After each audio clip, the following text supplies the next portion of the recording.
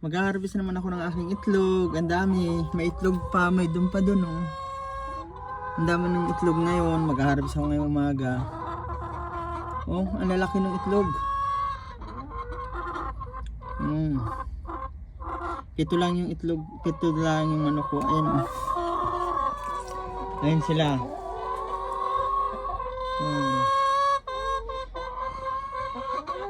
Ito lang ginawa kong kulungan. Ito, mag-harvest na naman ako ng itlog. Kalalaki. Yan. Isa. Dalawa. Tatlo. Naka-isang tray na ako. Yan. Dami. Yan.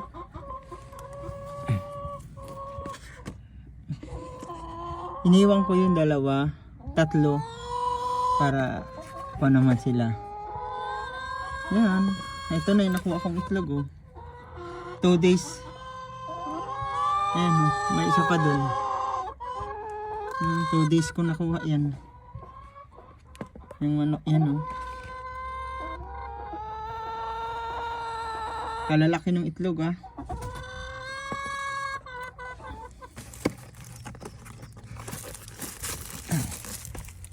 Sarap pag may inalagaan. Ayan sila oh. 7 ang lalaki. Ayan ah. Hindi naman sila lumilipad eh kasi mababa lang yung kulungan ko.